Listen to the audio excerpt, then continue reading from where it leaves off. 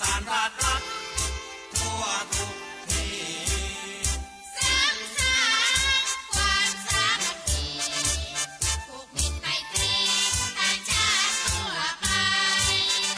งานศิลปะและวัฒนธรรมเผยแพร่ประจำน้อมนำชาวไทยความรักชาติความมั่นคงภายในประชาสนใจได้ฟังรายการจากสวท.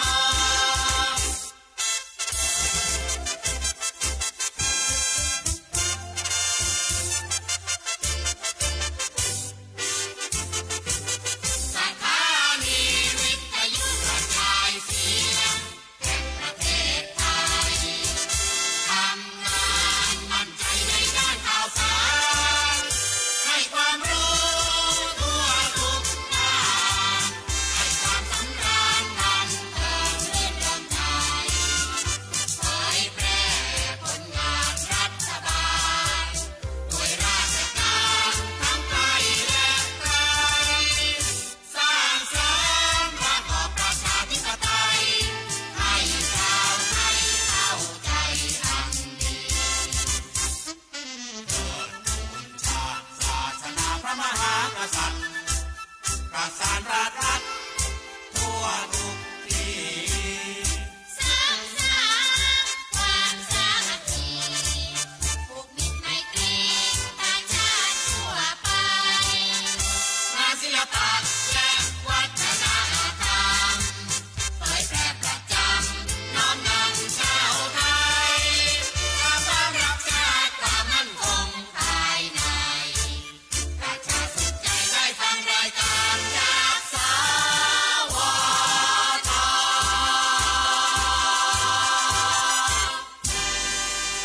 อรุณสวัสดิ์ค่ะท่านผู้ฟังที่นี่สถานีวิทยุกระจายเสียงแห่งประเทศไทยจังหวัดลำปางสถานีเพื่อบริการข้อมูลข่าวสารหน่วยงานภาครัฐและท้องถิ่นที่เชื่อถือได้ถูกต้องรวดเร็วพร้อมพัฒนาคุณภาพชีวิตประชาชนชาวลำปางให้ดีขึ้นอย่างยั่งยืนทำการส่งกระจายเสียงในระบบ FM ความถี่ 97 เมกะเฮิรตซ์ จากอาคารห้องส่งเลขที่ 420 ถนนพหลโยธิน ตำบลหัวเวียง อำเภอเมือง จังหวัดลำปาง ตั้งแต่เวลา 5 นาฬิกาถึง 24 นาฬิกา เป็นประจำทุกวัน มีนางสาวเดือนอินตะเป็นผู้อำนวยการสถานี ช่างเทคนิคประกอบด้วย นายประสานทิมทอง นายแหลมเพชรนันตาแสง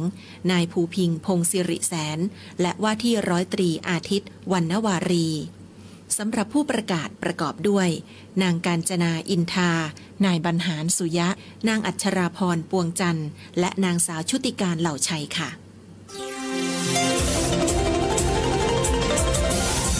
วิทยุแห่งประเทศไทยให้ความรู้คู่ความสุข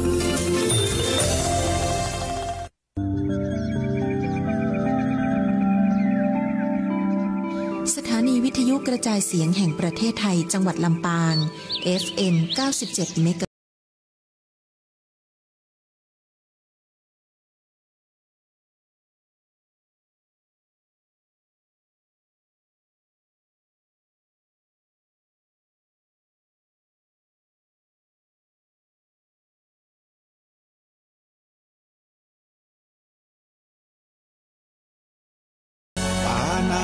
ปาตาเวรมณี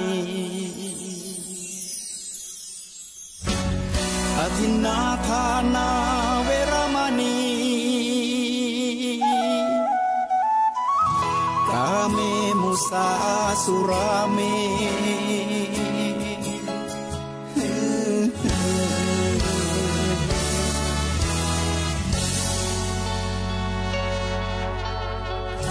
ศีลคือข้อห้ามธรรมคือข้อให้พุทธองค์ตรัสไว้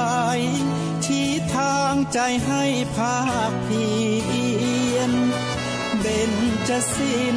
เบญจธรรมท่องจ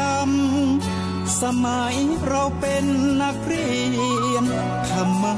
ไม่เคยแปรเปลี่ยนแต่เรายังจำได้ไหม มาทวงคำมันหมู่บ้านศีลห้าถือเป็นพันธะชาวพุทธทุกคนทั่วไทยสำนักพุทธขับเคลื่อนธรรมจุดเทียนสว่างที่กลางหัวใจสังคมจะร่มเย็นได้ศีลธรรมในใจต้องมีเบญจศีลว่ายังไงไหนลองท่องมาข้อ1ห้ามฆ่าสัตว์ข้อ2ห้ามลักทรัพย์ข้อ3ห้ามประพฤติผิดในการข้อ4ห้ามพูดเท็จข้อ5ห้ามดื่มสุราแล้วเบญจะทำทั้งห้าว่าอย่างไร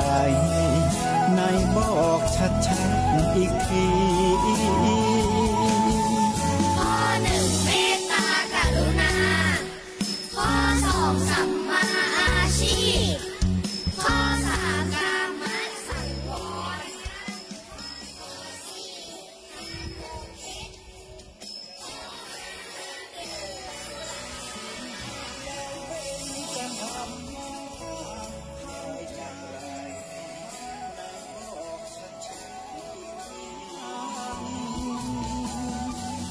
มีศีลสุขล้ำมีธรรมสุข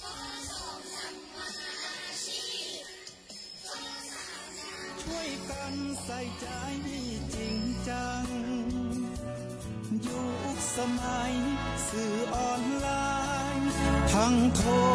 ษโจมตีใจเราทุกทาง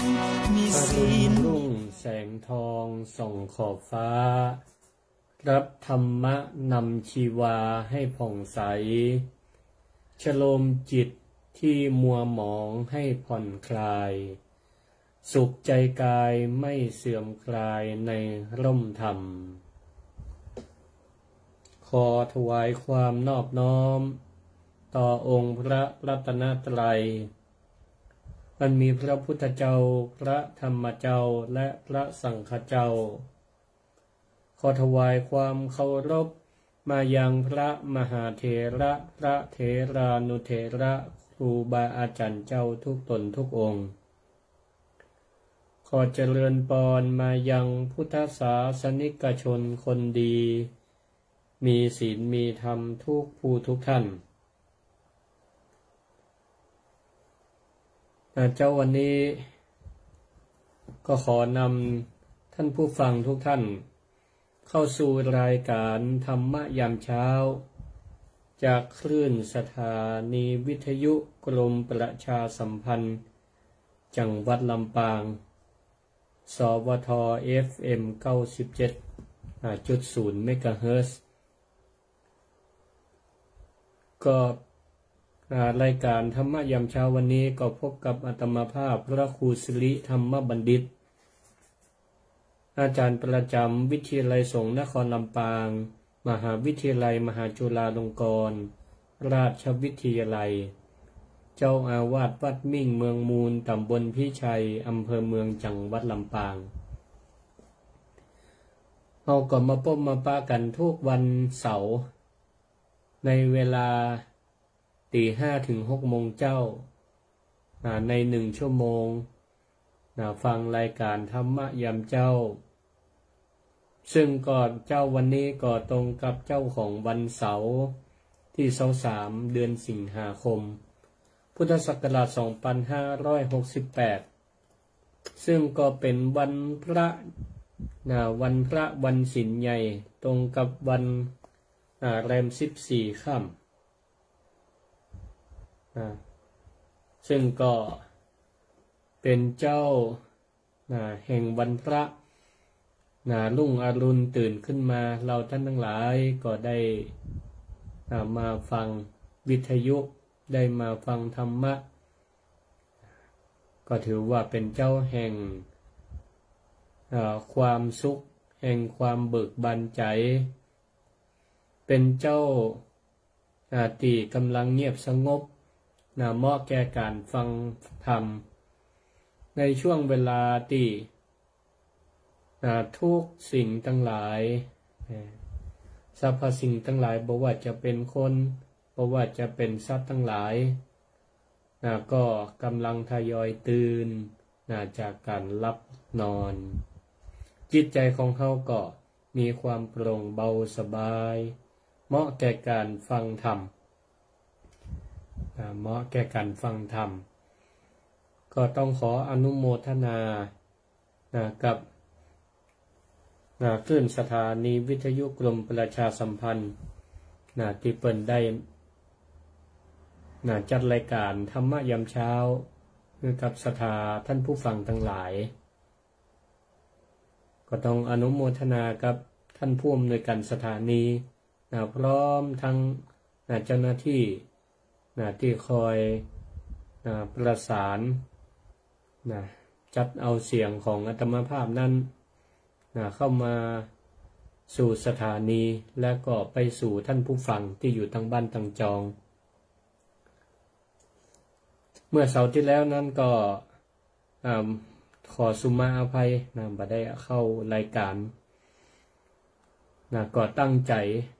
ว่าวันเสาร์ที่ผ่านมานั่นเป็นเสาร์ที่16เดือนสิงหาคมซึ่งก็เสาร์ที่16ของเดือนสิงหาคมของทุกปีก็ถือว่าเป็นวันสำคัญเป็นวันสำคัญวันหนึ่งของไทยเฮาหลายท่านก็อาจจะนึกบ่ออกเพราะว่ามันบ่ได้ปรากฏเป็นวันนักขัตฤกษ์ที่อยู่ในปฏิทินแต่ถ้าเป็นปฏิทินแบบดิจิตอลปฏิทินในระบบอินเทอร์เน็ตนี่เพิ่นก็อาจจะบอกอยู่ถามว่าเป็นวันสำคัญจะใดวันที่16สิงหาคมของทุกปี16สิงหาคมเฉลยก็คือว่าเป็นวันสันติภาพไทยเป็นวันสันติภาพไทยศรัทธาญาติโยมท่านผู้ฟังทั้งหลายอาจจะฮู้ห้องก็มีว่าวันที่16สิงหาคมของทุกปีมีความสำคัญทางประวัติศาสตร์ชาติไทยของเราจะใดถ้าเปิ่นย้อนกลับไปเมื่อวันที่16เดือนสิงหาคมพ.ศ. 2488ในขณะนั้นก็เป็นช่วงท่ามกลางของไฟแห่งสงครามครั้งที่2ที่กำลังครุกรุ่นอยู่ทั่วโลกเมื่อปีพ.ศ. 2480พ.ศ. 2488ประเทศไทยนั่นก็อยู่ในสถานการณ์ซุ่มเสี่ยงอย่างยิ่งแต่ด้วยพระปรีชาด้วยความปรีชาสามารถและวิสัยทัศน์อันกว้างไกลในสมัยของพระบาทสมเด็จพระเจ้าอยู่หัวอานันทมหิดลในหลวงรัชกาลที่8และก็ผู้นำประเทศในสมัยนั้นก็ได้แก่นายปรีดีพนมยงค์ในฐานะหัวหน้ากระบวนการเสรีไทยพร้อมด้วยการเสียสละของวีรชนเสรีไทยทุกท่านได้มีการประกาศสันติภาพขึ้นในวันที่16เดือนสิงหาคมประกาศฉบับนี้นั้นมีความสำคัญอย่างยิ่งเพราะว่าเป็นการประกาศคือสงครามต่อฝ่ายสัมพันธมิตรของรัฐบาลไทยก่อนหน้านั้นเป็นโมฆะความสำคัญเป็นการทำที่บัจจัยเจตจำนงที่แท้จริงของประชาชนคนไทยการกระทำอย่างนี้นี่เป็นความฉลาดกล้าหาญที่ช่วยให้กอบกู้บ้านเมืองของเฮานั้นให้ได้หลอดพ้นจาก การเป็นผู้ประกาศกั้นสงครามสิ่งที่เขาได้กลับคืนมานั่นบ่ใช่เพียงแค่สถานะทางการเมืองระหว่างประเทศแต่ก็คือเป็นอธิปไตยและสิ่งสำคัญที่สุดก็คือศักดิ์ศรีของความเป็นไทยการกระทำของกลุ่มเสรีชนในวันนั้นเสรีไทยในวันนั้นก็คือบทเรียนอันอย่างยิ่งที่แสดงให้เห็นว่าชัยชนะที่แท้จริงและก็ยั่งยืนอาจบ่ได้มาจากการใช้กำลังประหัตประหารกันเสมอไปแต่เกิดขึ้นได้จากการใช้สติปัญญาความอดทนอดกลั้นความกล้าหาญและก็เลือกวิธีสันติวิธีแทนการเผชิญหน้าอันนี้ก็คือเป็นการเลือกเส้นทางแห่งปัญญาและก็ความผาสุกความสงบสุขซึ่งก็สอดคล้องกับหลักธรรมในพระพุทธศาสนาด้วยเหตุนี้ในวาระแห่งการล้ำลึกถึงวันสันติภาพไทยเมื่อวันที่16เดือนสิงหาคมก็ตั้งใจจะบรรยายเรื่องนี้ในวันเสาร์ที่ผ่านมาก็เลยอยากจะขอเชิญชวนศรัทธาญาติโยมท่านทั้งหลายได้เจริญธรรมสนทนาในหัวข้อที่ว่าสันติที่สร้างได้เริ่มจากที่ใจเฮา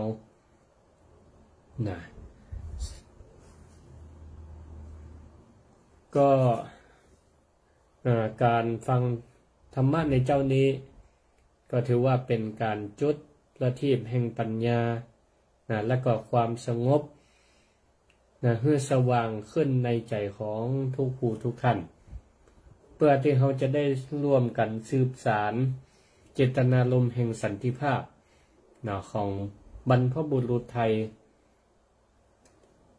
เมื่อเขาได้อู้ถึงคำว่าสันติภาพคนส่วนใหญ่ก็มักจะนึกถึงภาพของการบ่มีสงครามบ่มีการลบราฆ่าฟันกันประเทศชาติต่างๆอยู่ร่วมกันอย่างสงบสุขมีกฎหมายมีสนธิสัญญาเป็นกติกาในการควบคุมซึ่งนั่นก็เป็นการเป็นความหมายของสันติภาพในระดับหนึ่งที่เฮาห้องว่าสันติภาพภายนอกอย่างเช่นในปัจจุบันก็มีข้อพิพาทระหว่างประเทศเพื่อนบ้านชายแดนกับไทยเฮาก็มีการเจรจาหาข้อยุติร่วมกันอันเนี้ยเปิ้นห้องว่าเป็นการ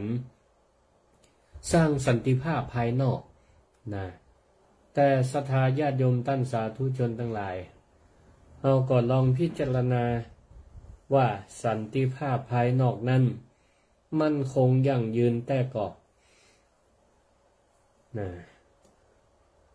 บางเทื่อสนธิสัญญาอาจจะถูกฉีกทิ้งกฎหมายอาจถูกละเมิดความสงบในสังคมอาจพังทลายลงได้ทุกเมื่อจากความขัดแย้งเพียงเล็กน้อยนั่นก็เพราะว่าสันติภาพภายนอกนั้นเป็นเพียงแต่การจัดการที่ปลายเหตุก็เปรียบเสมือนกับการที่เฮานั่นเจ็บหัวแล้วก็กินยาแก้ปวดเพื่อบรรเทาอาการแต่บ่ได้ค้นหาและก็รักษาตีต้นเหตุต้นต่อของโรคอย่างแท้จริงอันนี้ฉันใดก็ฉันนั้นเหมือนกันในทางพระพุทธศาสนาเปิ้นจึงสอนให้เฮานั้นได้มองไปลึกๆลงไปแห่งระดับหนึ่ง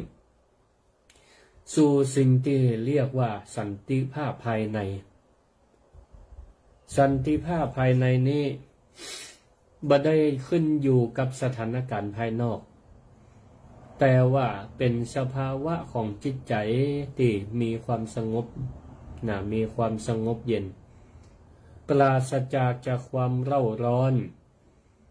ความกระวนกระวายเป็นจิตใจที่โปร่งเบาและก็เป็นอิสระนักปราชญ์ชาวตะวันตกอย่างเช่นบาลักสปิโนซาก็ยังได้กล่าวว่าสันติบ่ใช่เพียงแค่ภาวะไล่สงครามแต่มันคือคุณธรรมคือสภาวะของจิตใจซึ่งก็ตรงกับหลักธรรมคำสอนพระพุทธศาสนาอย่างยิ่งสันติภาพภายในอันนี้เองที่เป็นรากฐานที่แท้จริงหากทุกคนแต่ละคนมีสันติสุขในใจสังคมโดยรวมก็ย่อมจะสงบสุขไปตามเจ้าพระคุณสมเด็จพระพุทธโฆษาจารย์หรือหลวงพ่อปอ.ประยุทธ์โตซึ่งก็เป็นนักปราชญ์เป็นพระนักปราชญ์แห่งกรุงรัตนโกสินทร์ยุคปัจจุบันนี้เพิ่นก็ได้ชี้แนะและได้กล่าวไว้ว่า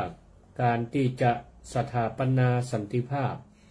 ในโลกเพื่อสำเร็จได้นั้นก็ต้องเริ่มต้นที่การฝึกตนพัฒนาจิตใจเพื่อเข้าถึงความสงบภายในเสียก่อนและเป้าหมายสูงสุดของสันติภาพในพระพุทธศาสนานั้นก็คือสภาวะแห่งการดับสิ้นซึ่งกิเลสและกองทุกข์ทั้งปวงที่เรียกว่าพระนิพพานนั่นเองเมื่อเราได้ทราบดังนี้แล้วว่าสันติภาพที่แท้จริงก็ต้องเริ่มจากภายในคำถามต่อมาก็คือว่าและอันหยังที่เป็นศัตรูที่คอยทำลายความสงบสุขภายในจิตใจของเราอันหยังคือนักวางเพลิงที่คอยจุดไฟแห่งความขัดแย้งเพื่อลุกขึ้นโผล่ในจิตในใจขึ้นได้พระพุทธเจ้าพระองค์ก็ได้ทรงชี้ได้ทรงชี้ไปที่หลักเหง้าของอกุศลทั้งปวงซึ่งมีอยู่3ประการก็ได้แก่โลภะโทสะและก็โมหะโลภะก็คือความอยากได้อยากมีอยากเป็นอยากจะครอบครองสิ่งที่ตัวเก่าปอกปอใจบอกว่าจะเป็นทรัพย์สินเงินทองชื่อเสียงเกียรติยศหรือแม้แต่ความคิดความหันของตัวเก่าส่วนโทสะนั่นก็หมายถึงความบ่พอใจความคัดเคืองใจความโกรธความเกลียดเมื่อบ่ได้ในสิ่งที่ตัวเก่าอยากได้หรือเมื่อต้องเจอกับสิ่งที่ตัวเก่าบ่อยากได้บ่ปึงอกบ่ปึงใจประการที่3คือโมหะหมายถึงความหลงความโมโหตามความเป็นจริงความมืดบอดของปัญญาที่ทำให้เฮานั้น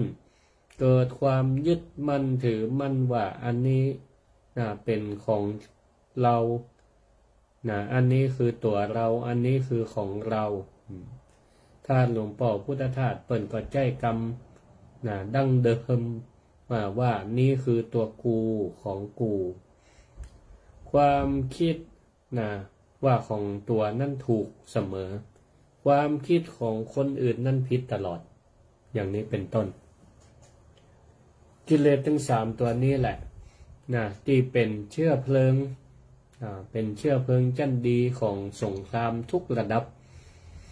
ตั้งแต่สงครามในใจเฮาไปจนถึงสงครามระหว่างประเทศสงครามภายนอก ตัวเฮาสถาญาติโยมท่านสาธุชนทั้งหลายลองนึกภาพตัวเองน่ะแค่เรื่องเล็กๆน้อยๆในบ้านตอนแรงๆพ่อบ้านแม่บ้านกลับมาจากที่ทำการทำงานอิดเหนื่อยเมื่อยล้ากันเอาก็อยากจะพักผ่อนด้วยกันเปิดทีวีดูหนังดูละครดูกีฬาตามที่เพิ่นอยากจะดูสมมติว่าฝ่ายประจายฝ่ายป่อบ้านใครพ่อบอลความอยากได้ก็คือโลภะที่อยากจะดูช่องของตัวเก่าก็เกิดขึ้นแต่พอเห็นฝ่ายหนึ่งอาจจะเป็นแม่บ้านอาจจะเป็นลูกทีวีมีอยู่เครื่องเดียวก็อาจจะเกิดความคัดใจกันแหมฝ่ายหนึ่งก็แม่บ้านใครพอเห็นช่องหนึ่งใครดูละครลูกก็ใครดูการ์ตูนอย่างนี้เป็นต้นพอความเห็นบ่ตรงกันก็เกิดความคัดอกคัดใจกันก็คือโทสะความโกรธก็เกิดขึ้นแล้วต่างฝ่ายก็ยึดมั่นถือมั่นในเหตุผลของตัวเก่าว่าพ่องก็พ่อบ้านก็ว่าโอ้วันนี้เราทำงานมาอิดมาเหนื่อยใครพอบอลม่วนนัดสำคัญสักกรรมอันนี้ก็เกิดความหลงเกิดความหลงที่ยึดเอาตัวเองนั่นเป็นศูนย์กลางส่วนแฮมไฟก็ว่าโอ้เอาก็ใครดูละครติด1มี2วันแล้วก็วันหนึ่งก็มีเวลาเดียวมีเวลาเดียวก็ใครดูใครดูหนังดูละครเดี๋ยวมันจะขาดตอนไปอย่างนี้เป็นต้นแต่ละคนก็ต่างมีความคิดความหันเป็นของตัวเก่ามีความหลงเป็นของตัวเก่าเนี่ยศรัทธาญาติโยมท่านสาธุชนทั้งหลายแค่เรื่องการลูกกันดูทีวีลูกรีโมทกันอันเดียวเนี่ยกิเลสมันก็มาครบถึง3อย่างกิเลสในจิตในใจก็มาถึง3อย่างข้าศึกเนี่ยมาโจมตีละสงครามย่อมในห้อง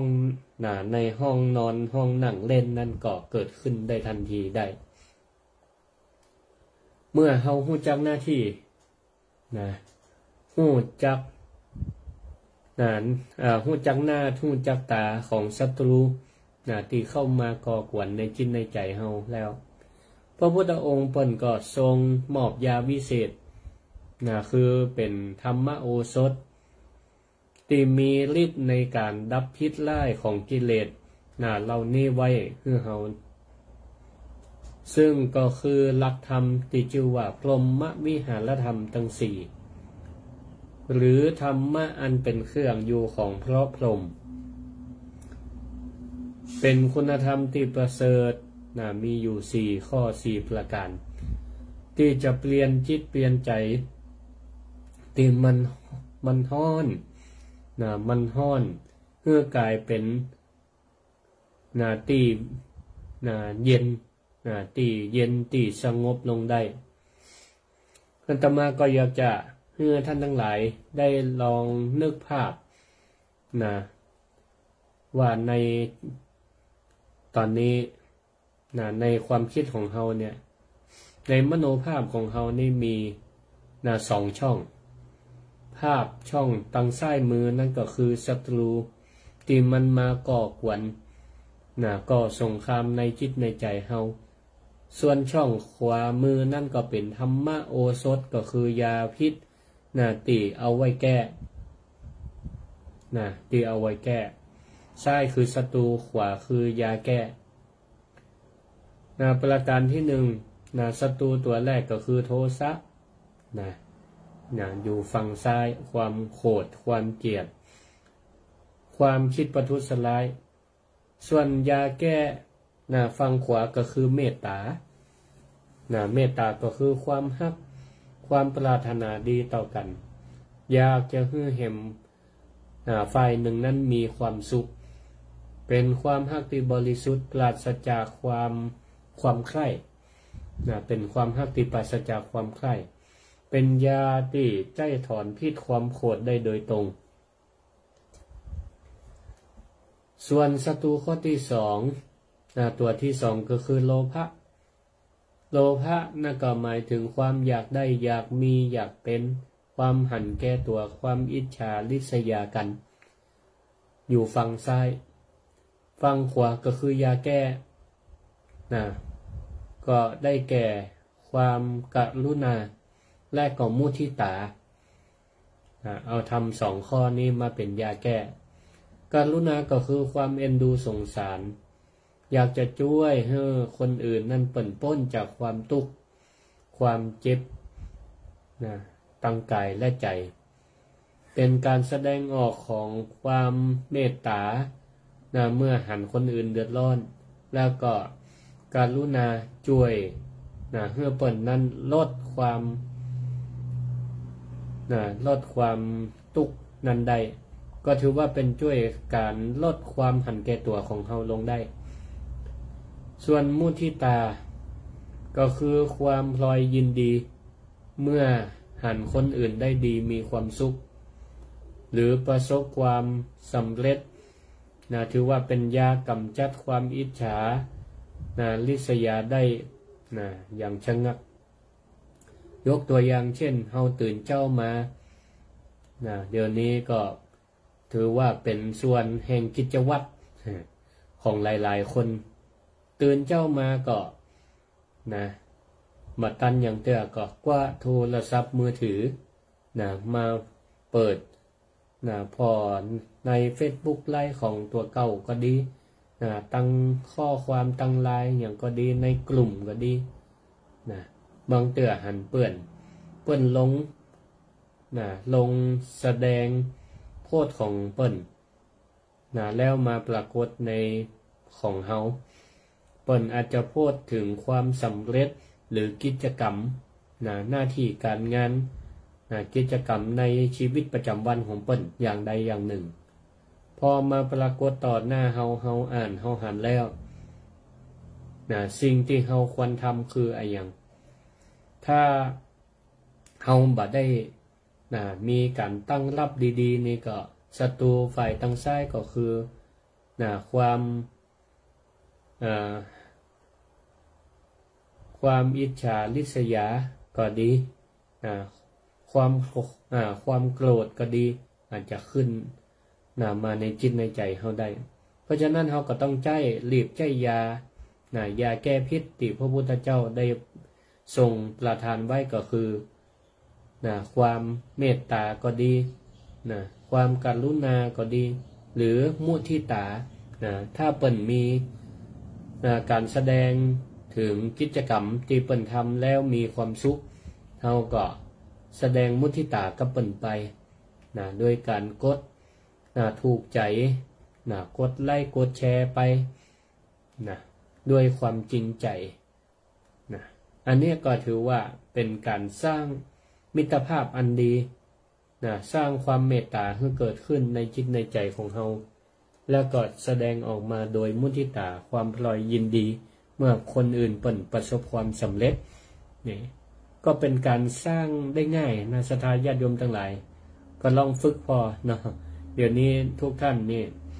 ต่างจะเท่าทัน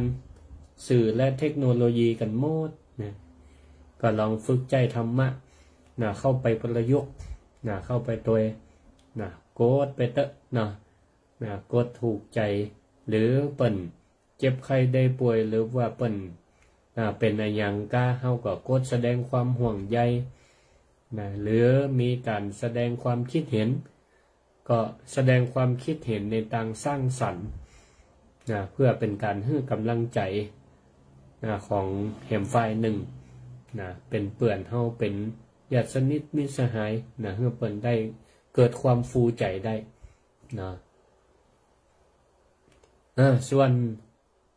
ฝ่ายซ้ายศัตรูฝ่ายซ้ายแห่งตัวหนึ่งก็คือโมหะนะอันนี้ก็เป็นศัตรูตัวร้ายเหมือนกันนะตัวร้ายที่สุดนะก็คือโมหะคือความหลงบ่ฮู้ตามความเป็นจริงนะด้วยสิ่งตั้งหลายเข้ามาครอบงำนะบอกว่าจะเป็นศัตรูตัวที่1ที่2ความโลภครอบงำความโกรธครอบงำก็ทำให้ความหลงนะเกิดความบ่ฮู้ตามความเป็นจริงเกิดการยึดมั่นถือมั่นนะยึดมั่นถือมั่นนะว่าอันนี้เป็นของเฮาอันนั้นเป็นตัวเฮานะอย่างนี้เป็นต้นยาแก้ตัวนี้ก็ได้แก่อุเบกขานะใจอุเบกขาของพรหมวิหารธรรมนำมาแก้โดยการวางใจให้เป็นกลางมีสติพิจารณาหันว่าสรรพสิ่งทั้งหลายมีกรรมเป็นของตนใครทำดีย่อมได้ดีใครทำชั่วก็ย่อมได้ชั่วนะอันนี้เป็นของจริงเช่นเฮาหันข่าวที่ปรากฏอยู่ในสื่อนะทุกวันนี้นะเฮาก็มีสตินะเข้าไปในการนะเสพนะในการอ่านบ่ปรุงแต่งใจนะจนให้เกิดโมหะนะความหลงบ่ปรุงแต่งใจให้เกิดความโกรธนะเฮาก็วางใจให้เป็นอุเบกขาว่าสิ่งที่บุคคลนั้นเปิ้นได้กระทำขึ้นมานะก็ถือว่าเป็นกรรมของเปิ้นไปเป็นกายกรรมของเปิ้นเป็นวจีกรรมของเปิ้นเป็นมโนกรรมของเปิ้นนะเปิ้นทำตั้งกายวาจาใจก็เป็นกรรมของเปิ้นนะถ้าเฮาไปปรุงแต่งจิตแต่งใจของตัวเก่านะไปโคดนะตัวข่าวนะโดยที่เฮาก็บ่ฮู้ตามความเป็นจริงก็กลายเป็นความหลงมันก็นะทำให้เฮานั้นได้สร้างกรรมขึ้นมาโดยบ่ฮู้ตัวนะเช่นอ่านแล้วเฮาฮู้สึกโคตรนะอินนะไปด้วยข่าวนั้นนะก็ปานะใจของตัวเก่านั่นโคตรจังนะคนนั้นที่เปิ้นทำก็นะทำความผิดไปก็กลายเป็นมโนกรรมของตัวเก่าไปเหี่ยนะอย่างอีเป็นต้นเพราะฉะนั้นยาแก้ที่ดีที่สุดก็คืออุเบกขานะศรัทธาญาติโยมท่านสาธุชนทั้งหลายนะคืออุเบกขาก็คือการปล่อยวางปล่อยวางจิตวางใจวางจากการยึดมั่นถือมั่นในตัวเฮาลดอคติลดอคติและพอหันทุกสิ่งทุกอย่างตามความเป็นจริงตามความเป็นจริงเฮาแล้วก็บ่มาทำลายบ่มาบั่นทอนต่อการทำคุณงามความดีของตัวเก่ายกตัวอย่างหันคนเปิ้นทำความผิดเอาก็มาบั่นทอนจิตบั่นทอนใจของตัวเก่าว่าต่อไปเฮาก็ว่าอันนี้ละบ่ไปทำความดีกับวัดกับวาละอย่างอีเป็นต้นมันก็กลายเป็นเครื่องกั้นคัดกั้นจิตกั้นใจกั้นคุณงามความดีของตัวเก่าไปเหี่ยอย่างนี้เพราะฉะนั้นเฮาก็วางใจเป็นอุเบกขาไปเหี่ยว่ากรรมภัยก็คือเป็นกรรมของคนนั้นคนใดทำคนนั้นได้อย่างนี้ถ้าเฮาตั้งใจจะทำคุณงามความดีเฮาก็ตั้งอกตั้งใจต่อไปคุณงามความดีนั้นก็เป็นผลที่เกิดขึ้นกับใจเฮาบ่ว่าเฮาจะทำกับไผก็ตามในทางพระพุทธศาสนาเปิ้นได้พระพุทธองค์ได้ตรัสไว้ในทักขิณวิภังคสูตรเปิ้นก็ได้ตรัสเกี่ยวกับการทำบุญให้ทานกับคน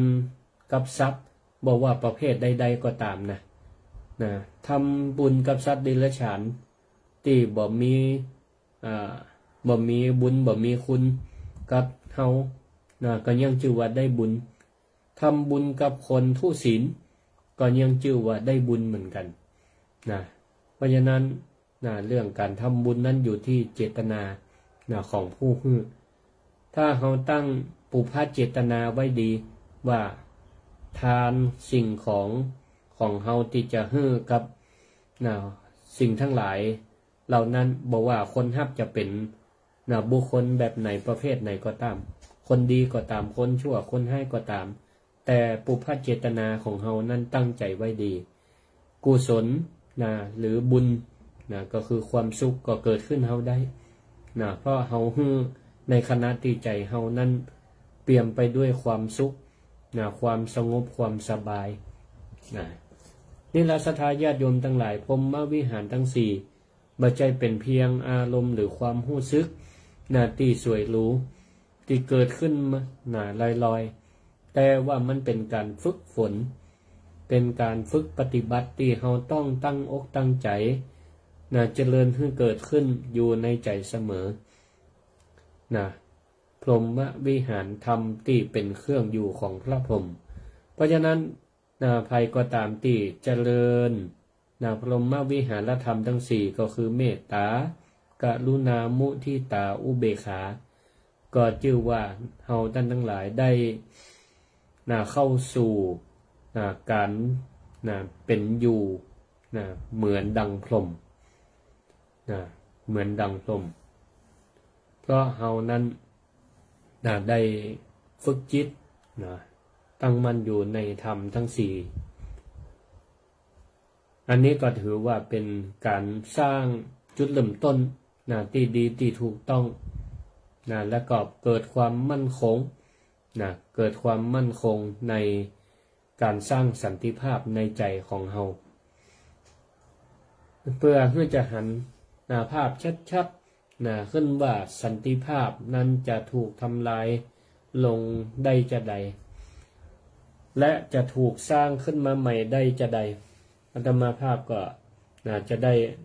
นำเรื่องมาเป็นอุทาหรณ์สอนใจ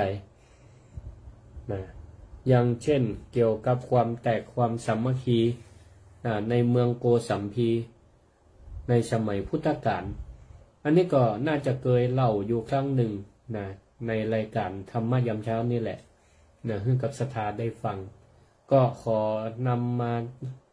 สรุปย่อๆให้ฟังก็ในเมืองโกสัมพีในสมัยนั้นพระพุทธองค์ทรงประทับอยู่พร้อมด้วยภิกษุทั้งหลายทีนี้ก็มีภิกษุสองรูปผู้เป็นบัณฑิตผู้เป็นครูบาอาจารย์ของภิกษุทั้งหลายอยู่สองรูปต่างคนก็มีลูกศิษย์ลูกหาเป็นของตนทีนี้ก็พระก็ได้แก่พระธรรมกถึกและก็พระวินัยธรพระธรรมกถึกนี่ก็เก่งในเรื่องเกี่ยวกับการสอนธรรมบรรยายธรรมส่วนพระวินัยธรก็เป็นผู้ทรงพระวินัยก็เก่งทั้งคู่ทรงธรรมทรงวินัยแล้วก็พระธรรมพระธรรมกถึกเปิ้นก็ไปเข้าห้องน้ำเหลือน้ำไว้ตักน้ำในขันแล้วก็เทบ่หมดเหลือไว้น้อยหนึ่งซึ่งพระวินัยธรไปหันใส่ก็ยกตำหนิว่าอันนี้มันเป็นการผิดวินัยแต่ว่าเป็นวินัยเล็กๆน้อยๆบ่ใจเป็นวินัยใหญ่ประการใดเป็นอาบัติเล็กน้อยทีนี้ต่างคนก็มีความเห็นเป็นของตัวเก่าอย่างนี้ยึดมั่นถือมั่นยึดมั่นถือมั่นถ้าธรรมกถึกก็คิดว่าเมื่อมันเป็นอาบัติเล็กน้อยและตัวเก่าบ่เจตนาก็เลยถือว่าบ่เป็นอาบัติก็เลยบ่ได้แสดงคืนส่วนพระวินัยธรก็เอาอาบัติเล็กน้อยเรื่องเนี้ยไปเล่าให้ลูกศิษย์ลูกหาฟังลูกศิษย์ลูกหาก็เอาเป็นเมื่อพระลูกศิษย์ลูกหาของอาจารย์แห่มฝ่ายของพระธรรมกถึกก็เลยตำหนิว่าให้กันไปว่าให้กันมาแต่ยังว่าศรัทธาญาติโยมทั้งหลายลูกศิษย์ลูกหาของครูบาอาจารย์ก็ยึดมั่นถือมั่นเชื่อว่าความประพฤติปฏิบัติของครูบาอาจารย์ของตัวเก่านั้นดีถูกต้องก็มายอมกันเถียงกันไปเถียงกันมาทะเลาะวิวาทกันแยกออกเป็นสองฝักสองฝ่าย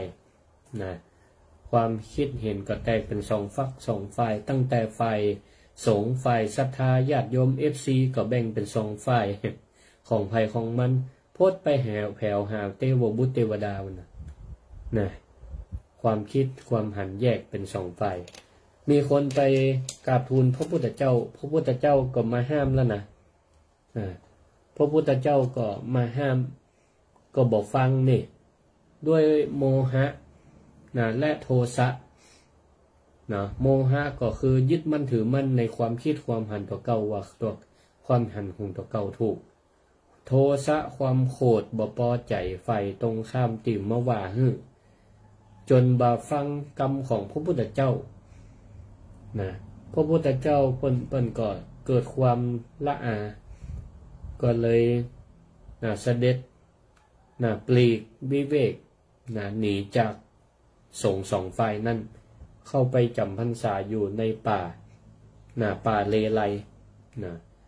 ตึงพรรษาอาศัยจ้างอาศัยลิง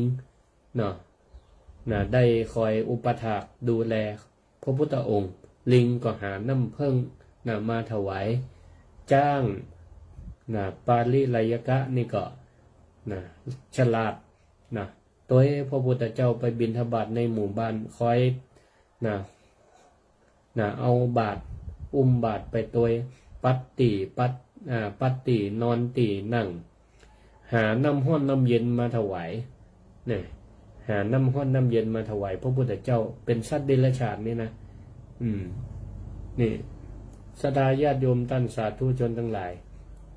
ส่วนสงฆ์สองฝ่ายก็พี่เถียงกันจนศรัทธาญาติโยมที่เปิ้นหันว่าโอ้บ่ได้การละแล้วก็ตีศรัทธาในพระพุทธเจ้าพอมาหันพระพุทธเจ้าก็เลยดัดนิสัยสงฆ์สองฝ่ายโดยการงดถวายเข้าถวายอาหารถวายบาตรจีวรถวายอำนวยความสะดวกงดทุกอย่างจนสงฆ์สองฝ่ายก็อดบ่มีเข้าบ่มีน้ำฉันจนได้สติโคตรกันจนถึงที่เปิ้นงดเข้างดน้ำงดถวายก็เลยได้สติถ้ามัวแต่ทะเลาะกันก็อดตายว่าแล้วก็เลยขอขมาลาโทษซึ่งกันและกันแล้วก็ปากันไปอาราธนาพระพุทธเจ้ากับเมืองเหมือนเดิมอันนี้แหละศรัทธาญาติโยมท่านสาธุชนทั้งหลายเนี่ยเพราะการยึดมั่นถือมั่นยึดมั่นถือมั่นในทิฏฐิในความคิดความหันของตัวเก่าจนลืมแม้กระทั่งว่าพระพุทธเจ้าเป็นถือว่าเป็นป้อของคณะสงฆ์เปิ้นบวชเปิ้นมาเตือนมาบอกก็ลืมหมดทุกสิ่งทุกอย่าง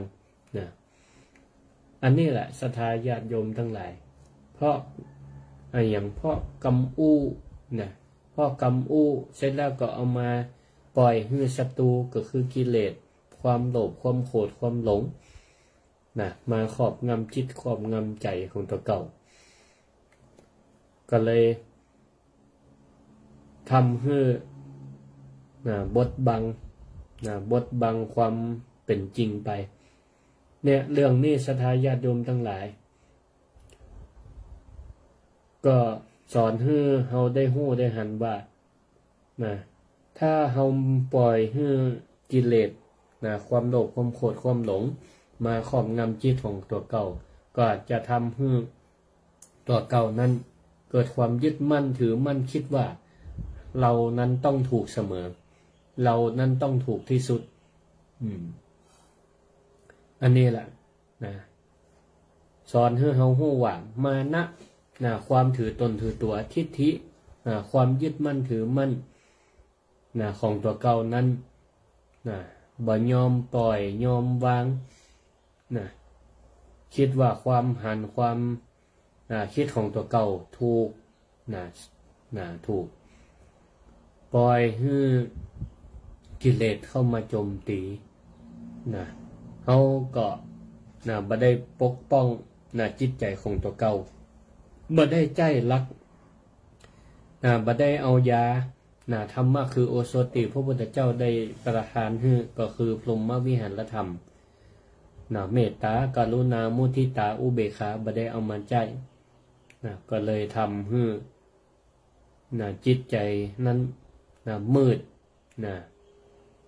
และก็เสาะแสวงหาแต่ความถูกต้องของตัวเก่าอันนี้ละก็เป็นอุทาหรณ์ตัวอย่างอันหนึ่งแล้วก็แหมเรื่องหนึ่งชื่อว่าเรื่องอาจารย์ปราบโจรอาจารย์ปราบโจรเป็นนิทานเซนเป็นวิธีแห่งการดับไฟด้วยความเย็นอันนี้ส่วนอันนั้นนี่เป็นวิธีการที่ว่าโคดกันกาทะเลาะกันกาต้องตัดกำลังเรื่องแรกตะกี้โดยการงดสนับสนุนเข้าน้ำอาหารแต่อันนี้เนี่ยดับไฟด้วยความเย็นเป็นจะใดค่ำคืนหนึ่งในคณะที่อาจารย์เซนท่านหนึ่งเปิ้นก็มีนามว่าซีลีกำลังนั่งสมาธิอยู่ในกุฏิอันเงียบสงบอยู่ๆก็มีโจรคนหนึ่งได้บุกรุกเข้ามาในกุฏิของเปิ้นแล้วก็เอาดาบเข้ามาเอาอาวุธเอาดาบเข้ามาแล้วก็มาจ่อที่คอของท่านแล้วก็ขู่ท่านอาจารย์ว่าเอาเงินเอาคำมาหมดของมีค่ามาอั้นนี่ตายแน่อาจารย์เซนท่านนั้นก็ยังคงนั่งนิ่งสงบแล้วก็กล่าวด้วยน้ำเสียงแบบเรียบๆบ่มีความตระหนกตกอกตกใจอย่างบอกว่าเงินนั้นอยู่ในลิ้นชักเงินนั้นอยู่ในเกะอยู่ในลิ้นชักก็เย็บเอาไปเตอะใครได้กี่บาทก็เอาไปเสร็จแล้วก็อาจารย์ก็บอกว่าเมื่อเอาไปแล้วก็กรุณาเหลือไว้ให้เฮาเอาไว้ใจพ่องเตอะจะได้มีสตังค์ซื้อข้าวกินในวันพุธโจรคนนั้นก็สะดุ้งเมื่อบ่เคยปะไผติในสถานการณ์ที่โจรกำลังปล้นบ้านเนี่ยบ่ตกอกตกใจอย่างสักอย่างแสดงอาการสงบเรียบร้อยเยือกเย็นแต่ก็บ่ได้สนใจบ่ได้กับอกกับใจอย่างก็ยังปล้นเอาสตางค์เปิ้นไปเหมือนเดิมเมื่อเปิ้นบอกตำแหน่งก็เอาสตางค์ไปแล้วก็จากไปอาจารย์เซนนี้ก็กล่าวตัวหลังโจรคนนั้นแหมประโยคนึงว่าถ้าท่านได้รับของไปแล้วอย่างน้อยก็น่าจะกล่าวขอบคุณสักคำหนึ่งเนาะ อาจารย์เซนได้กล่าวตัวหลังโจรคนนั้นว่าเอาสตังค์เฮาไปกล่าวขอบคุณสักหน่อยเตอโจรนี่ก็ซ้ำงงใหญ่แต่ก็ก็เลยฮือแล้วใจเฮียก็เลยกล่าวขอบใจเนอะกล่าวขอบใจแต่ด้วยความบ่เต็มใจเท่าใดแล้วก็เดินจากไปหลายวันผ่านมาปรากฏว่าขโมยโจรคนนั้นก็โดนตั้งการจับตัวได้ไปจับได้ที่อื่นก็ด้วยอาการขี้ลักขี้ขโมยไปปล้นไปชิงเปิ่นเหมือนเดิมไงมีพฤติกรรมเหมือนเดิมโดนเปิ่นยับได้และก็ถูกนำตัวมาติวัด นำตัวมาติวัดเพื่อที่จะให้อาจารย์เซนได้ยืนยันได้จี้ตัวถูกว่าอันนี้มันก็เป็นโจรที่มาปล้นวัดของท่านอาจารย์ทีนี้ก็ เพื่อที่จะได้ลงโทษ โจรคนนั่นเนาะเจ้าหน้าที่ก็เลยถามท่านอาจารย์ว่าท่านอาจารย์อันนี้แม่นประใจคนนี้ก่อตีได้เข้ามาปล้นเงินของท่านไปเมื่อหลายวันก่อนอาจารย์เซนก็เลยกล่าวต่อไปว่าใจผู้นี้บ่ใช่โจรใจผู้นี้บ่ใช่โจรเขาบ่ได้ปล้นอะไรอย่างเฮาไปน่ะเขาตั้งหากที่เป็นคนมอบเงินให้เฮาขออภัยเฮานี่แหละเป็นคนที่มอบเงินให้เขาเองและก่อนที่เขาจะจากไปน่ะเขาก็ยังกล่าวขอบคุณเฮาด้วยซ้ำนี่เปิ้นบ่มุสาเนาะเปิ้นก็ว่าก็มันก่อนจากไปมันก็ยังได้กล่าวขอบคุณเฮาอยู่หรอเมื่อโจรได้ยินดังนั้นก็บ่สามารถที่จะกั้นน้ำตาไว้ได้ก็คุกเข่าสุดลงสุดตัวลงแล้วก็ให้ด้วยความซาบซึ้งใจในจิตเมตตาอันยิ่งใหญ่ของอาจารย์เซนแต่ก็ยังมีโทษอยู่เพราะว่าไปลักครัวของคนอื่นแต่ก็โทษนั่นก็ลดลงเพราะอาจารย์เซนเปิ่นบอกว่าบ่ได้ลักครัวเปิ่นมันบ่ได้ลักสตังค์เปิ่นไปแต่ว่าเปิ่นเอาโจรนี่ก็ยังได้กล่าวขอบคุณอยู่เพราะประโยคกรรมที่ว่าขอบคุณขอบใจนี่นะทีนี้ พอเปิ่นได้ปล้นโจรคนนั้นได้ปล้นจากโตดได้ออกจากคุกมาก็เลยกลับมาขอบวชเป็นลูกศิษย์รับใจอาจารย์เซนไปตลอดชีวิตเรื่องที่ได้เอามานำเสนอเล่าให้ศรัทธาญาติโยมท่านสาธุชนทั้งหลายได้ฟังนี้บอกว่าจะเรื่องภิกษุเมืองโกสัมพีแตกแยกแตกคอทะเลาะกันก็ดีแล้วก็ เรื่องอาจารย์เซนนี่ก็ดีมันก็เป็นการยึดมั่นถือมั่นเกิดเพราะความยึดมั่นถือมั่นเลยเกิดความแตกแยกและในเรื่องของอาจารย์ อาจารย์เซนนี่ก็เป็นการแสดงให้เห็นว่าอนัตตาการบ่ยึดมั่นในตัวตนในทรัพย์ในสินของตัวเก่าท่านบ่ได้มองว่าอันนี้คือตัวเฮากำลังจะโดนจนจะโดนฆ่าบ่โดนฆ่าเปิ้นก็บ่ได้ตื่นตะอกตื่นตะนกตกอกตกใจและเปิ้นก็บ่ได้คิดว่าทรัพย์เงินนั่นเป็นของเฮาจะโดนโจรปล้นไปจะต้องแสดงอาการหึงหวงห้ามมันก็จะเกิดอันตรายแห่งชีวิตได้นี่เปิ้นบ่ได้คิดจะอันเนี้ยเป็นการแสดงถึงคุณธรรมว่าเปิ้นยึดหลักอนัตตาความบ่มีตัวมีตนปล่อยวางทุกสิ่งทุกอย่างเปิ้นจึงมีอิสระในการใจเมตตาและก็ปัญญาในการแก้ปัญหาผลที่ได้ก็คือเปลี่ยนศัตรูให้เป็นมิตรจากโจรที่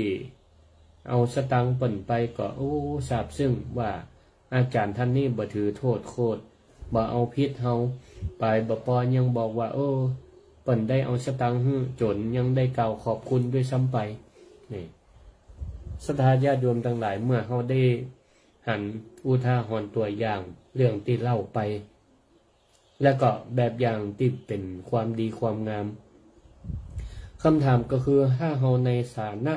เป็นปุถุชนคนธรรมดา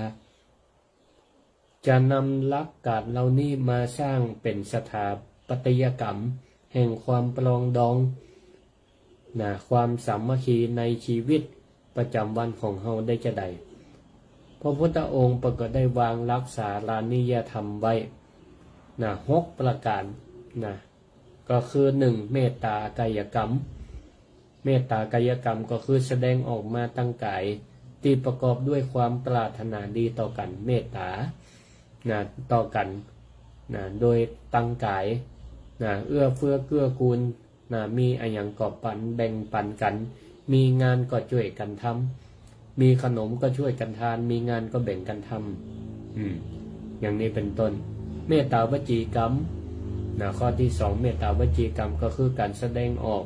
มาตั้งวาจาด้วยความเมตตาปรารถนาดีต่อกันก็คือด้วยการอู้ดีอู้ความจริงอู้สิ่งที่มันเป็นประโยชน์แนะนำประโยชน์ต่อกันด้วยความปรารถนาดีอยากให้คนอื่นมีความสำเร็จหรือว่าตัวเก่ามีเทคนิควิธีการจะได้เนี่ยให้ชีวิตมีความสุขเขาก็แนะนำคนอื่นเหมือนกับเป็นญาติสนิทคนหนึ่งด้วยความปรารถนาดีอันนี้เป็นว่าเมตตาวจีกรรมอู้กำมวลใช้กันบ่สร้างความเดือดร้อนบ่สร้างความแตกแยกกันเมตตามโนกรรมก็คือตั้งจิตเจตนาไว้ดีประกอบด้วยความเมตตาหันทุกคนเป็นมิตรหันทุกคนเป็นมิตรปรารถนาดีต่อกันหมดบ่อิจฉาริษยากันข้อที่4สาธารณโภคีก็คือรู้จักแบ่งปันซึ่งกันและกันอย่างกำบ่เก่าสมัยก่อนเป็นถึงว่า